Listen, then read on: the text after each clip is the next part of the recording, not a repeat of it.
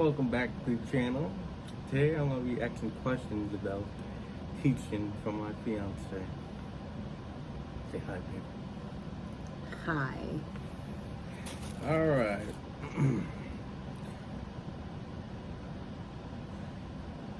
What would the students be surprised to find out about you?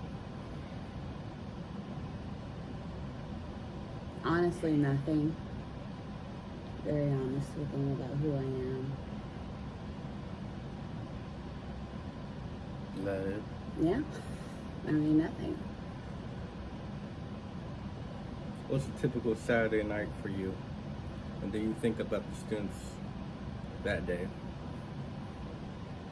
I mean, yeah, I always think about them Saturday night all the time, but usually, like in the morning, I try not to come here to do school, but I ended up coming here regardless and getting prepped for the next week or two. Yeah? How does technology make teaching more simple or difficult? Well, I think it can go both ways. I think it could be an advantage. So the students will know that the standardized tests, which would be like iLearn and iRead, for example, for the state of Indiana, that they're all on the computer, and so it will help them like how to read text online. And then it also requires them to basically do some problem solving skills when something doesn't work on their laptop. I would say a disadvantage to having them would be that all they would want to do is really just play on it, so it has to be very strictly monitored. So that way, like, they're on what they're supposed to be on during like that time. So like I say that you're supposed to be on reading, okay, well they need to be on reading, not something else, playing games or something. Alright. Are you ready for school to start back up?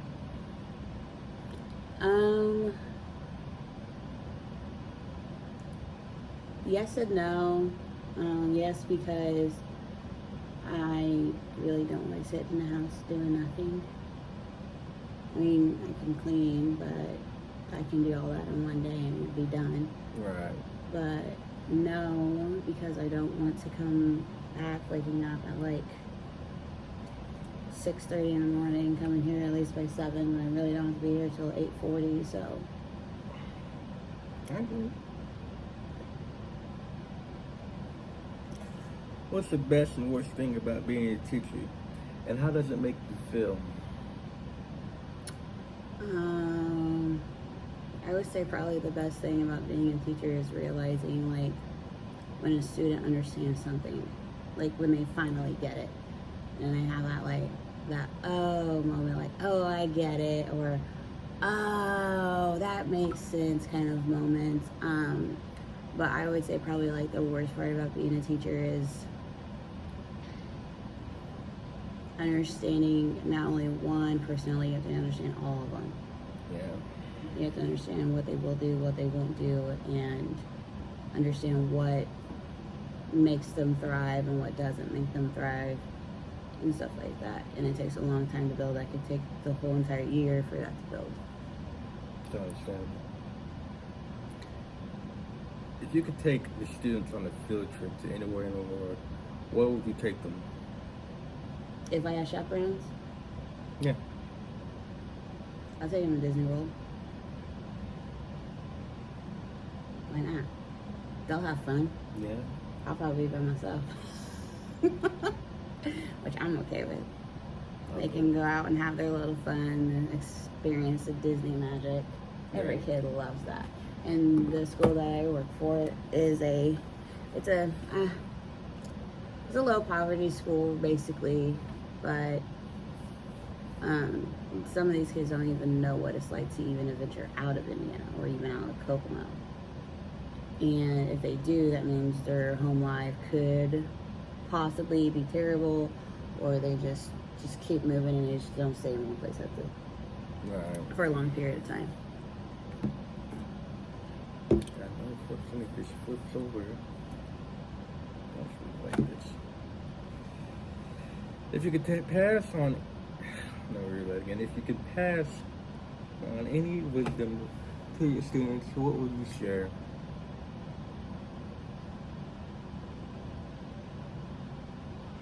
I mean, that's hard. I teach third grade because they probably won't understand the wisdom. Yeah? How about when they're older? Um,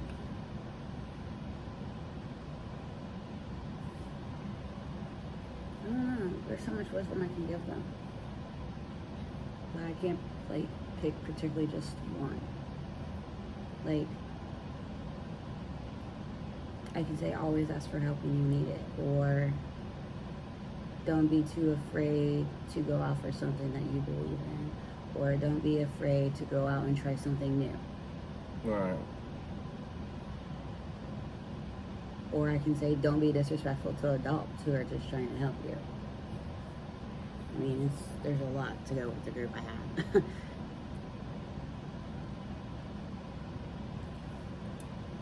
What inspired you to be a teacher? And what would you say it's difficult to remember your student's name? I don't know what inspired me to be a teacher. I knew I wanted to be one when I was in kindergarten. And yeah, I remember their names. Of course, like 25 of them. Yeah, I remember all of their names. I have to. They're my kids. Would you say it's difficult teaching now than back then? Yes. Back then we didn't have all this technology, and now we do.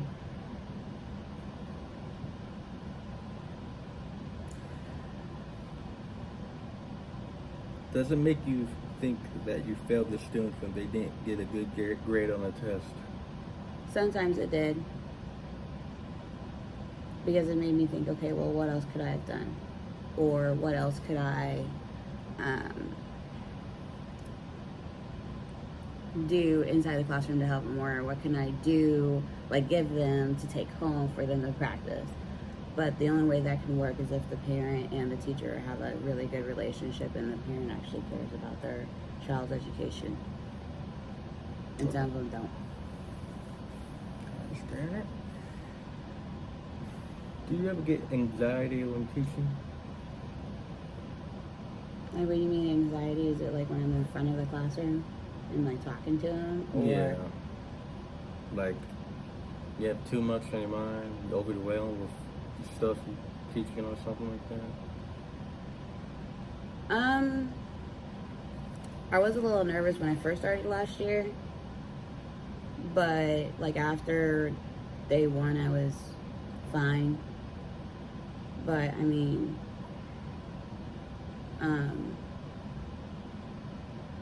I would say like now I wouldn't be so anxious or anything like that.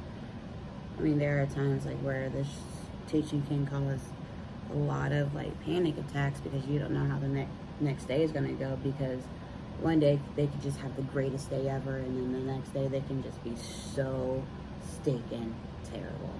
Yeah. If you could change your career, what would it be? I wouldn't. Like, what if say you could? Like, what? You didn't want to be a teacher. What would you pick besides that? I'll go to culinary school. Yeah, you're a good cook. She's a good cook, guys. Thanks.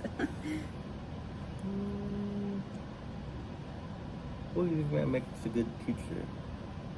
What? Never read that again. What do you think that makes a good teacher? I don't know, it's hard.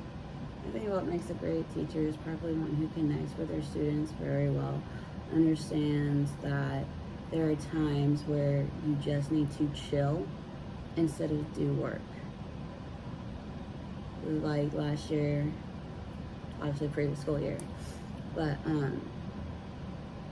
I can tell like when the kids are really frustrated, not only like at me or the other kids in the room, at the work as well. And so what I would do is just like take breaks, like we'll play a game or something all together, or we'll do like meditation or something like that to help them like rewind and just refocus and be able to laugh Yeah. instead of taking everything so seriously. So, I mean, I don't know, we had some good laughs last year, so. Would you say it's hard to make a lesson plan? Yes, it is. I would say it is very hard to make a lesson plan because you have to plan on what you're going to do throughout the entire week in each different subject. So you have, like, so you have not only morning work, you have what you're doing in your guided readings. So guided readings, like where the teacher itself, sorry. No, that's fine. Teacher itself is like having students around him or her, and then they're doing that group and they're doing other groups along with that. So depending on that, like that's all in a job itself. So that's 3. And then you have to do your reading lesson. And then here where I work, they require students to do iReady. And so that's another thing. I can pick lessons for them, or I can just let them do their own thing on that. Or then they have spelling, then they have grammar, they have writing. Right. Then they have math, and then they have guided math. And then they have science and social studies. So that's 12 different things we have to plan for every day. It's a lot of stuff. It is a lot of stuff, and it's a lot of work. You ever get overwhelmed about all the work? Sometimes, but I mean, I'm trying to get more organized this year than I was last year. Because I'm trying to get more things to like where like I don't have to like, oh, well, this is morning work, let me grade this. Oh, well, no, this is math, let me grade that. And I get so like lost in what I'm doing. Right. What's your least and favorite subject to teach and favorite subject to teach? My least favorite subject to teach is probably writing. And I only say that because I am terrible at writing. And writing is something that has to be taught very well, and hopefully I get extra,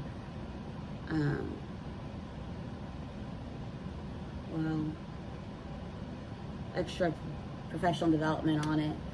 And then my favorite subject to teach is math, because math is really easy in 3rd grade. Very easy. If you could tell me one funny moment in your classroom, what would it be?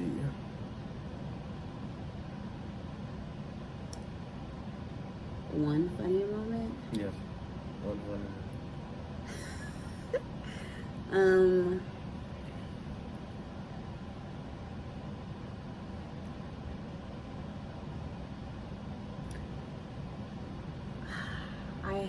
I don't know, there's a lot.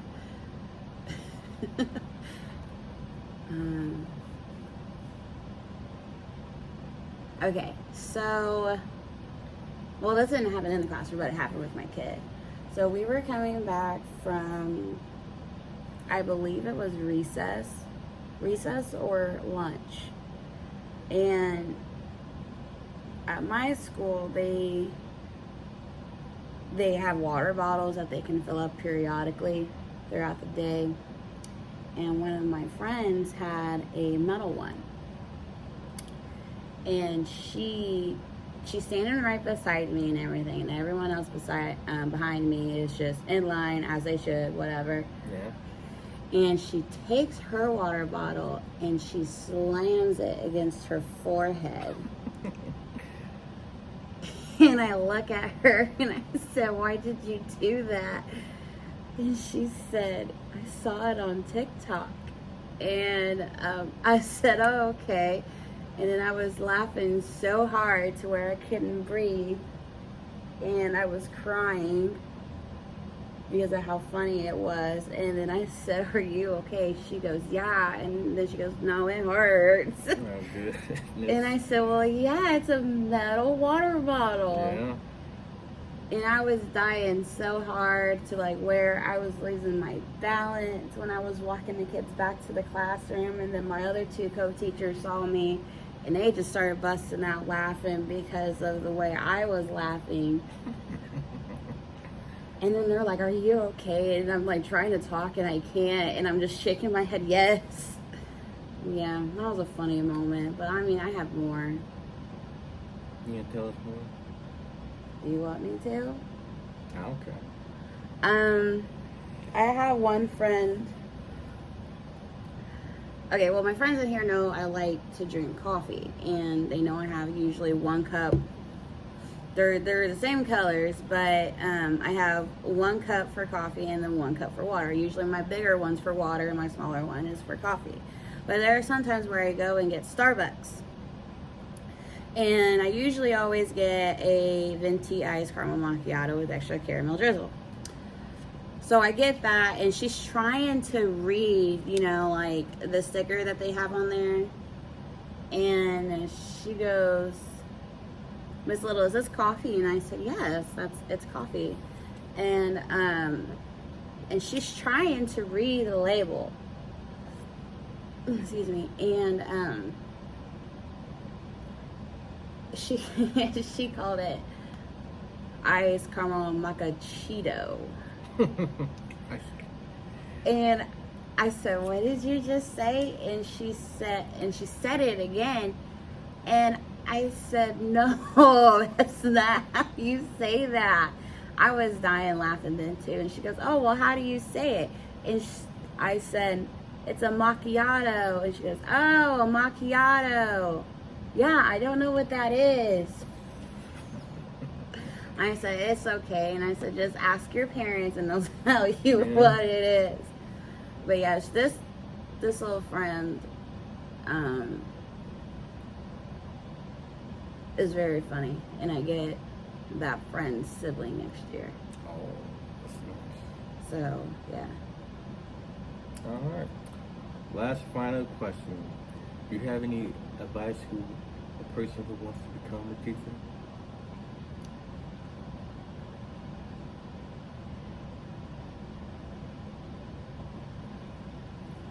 I would say probably always learn how to be flexible. And because there are times like where throughout the year, like last year obviously, where I'm like, well, can't do that now, let's go on to this. Because I didn't have something prepared and that was my fault. Yeah. Or something happened with admin, as in like the principal and vice principal wanted to do something and I'm like, well, let's go to that, let's get it done and over with. And then scratch what I had planned. And sometimes I just don't. There are times like where I don't feel like doing something and the students can sense that. And they know like certain days are just going to be easy days. And they know like not to take advantage of that, because once I feel that way, they know they have to be on their best behavior and all that good stuff. So I would just say learn how to be flexible and just like know when to just stop. What I mean by that is like take into consideration how they're feeling and how you're feeling at the same time. Like you could be frustrated and they could be frustrated. It could not be you, it just could be the work and that they need a break. And another advice, like other advice that I could give, I would say is when you're frustrated at a student, just remain calm as the best way you should or could do. So, All right. Thank you for sharing, and I hope you liked the video and subscribe. Any last words? peace. Peace.